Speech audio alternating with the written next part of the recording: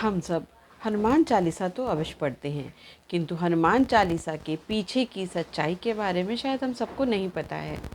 एक बार तुलसीदास जी मथुरा जा रहे थे, रास्ता में आगरा पड़ा। आगरा में वे रुक गए रात बिताने के लिए, और वहाँ पर अकबर थे। अब जब तुलसीदास जी वहाँ रुके तो उनसे मिलने के लिए लोगों का तांता लग गया।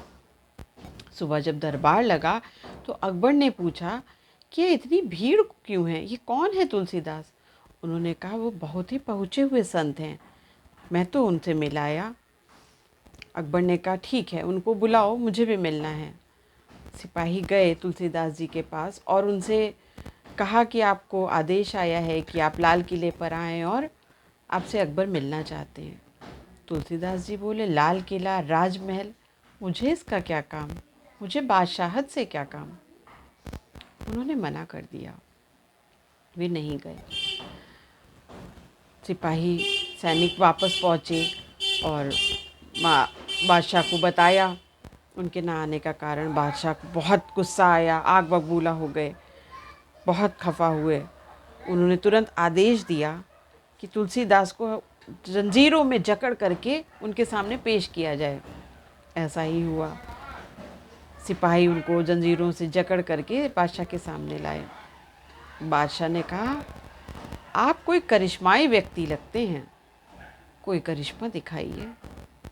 अकबर ने, तुलसीदास जी बोले, ना, मुझे तो कोई करिश्मा नहीं आता, मैं तो राम का सेवक हूँ, उनके गुणगान गाता हूँ, बस। तुलसीदास जी को जेल कोठरी में डाल दिया गया। सुबह होते होते लाल किले पर बंदरों का धावा बोल दिया गया। तमाम बंदर ना जाने कहाँ से आ गए। बंदरों की सेना, वानरों की सेना पूरे किले पर छा गई और त्राही त्राही मच गई। कुछ समझ में नहीं आ रहा था क्या हुआ। उन्होंने बीरबल से पूछा कि ये सब क्या हो रहा है। तब बीरबल ने कहा, आपको करिश्मा देखना था, वही करिश्मा हो रहा है, और क्या हो रहा है, करिश्मा देखिए। तब अकबर को कुछ एहसास हुआ। उन्होंने कहा, आप तुलसीदास जी को लाइए। तुलसीदास जी को सामने लाया गया, उनसे पूछा गया, ये सब क्या है? उन्होंने कहा, मुझे नहीं पता, मैं तो बस रात भर काल कोठरी में रोए जा रहा था और कुछ पंक्तियाँ, प्रभु राम का नाम लेकर के कुछ पंक्तियाँ लिखता जा रहा था हनुमान जी के लिए। हमसे हनुमान जी के नाम से जो पंक्तियाँ लिखी, कुछ चौपाइयाँ लिखी, भी 40 चौपाइयाँ हैं। आज भी बहुत कष्ट, पीड़ा, संकट में जब उन चौपाइयों को हम जपते हैं, उनका नाम लेते हैं, तो हमारे कष्ट, हमारी पीड़ा समाप्त होती है।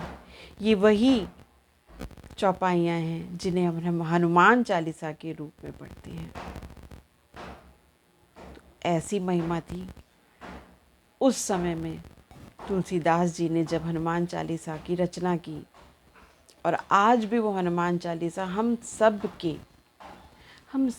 के पीड़ा को हरती है, हमारे संकटों को दूर करती है, हमारे कष्टों को मिटाती है। जय श्री राम, जय श्री हनुमान जी की महाराज की जय हो।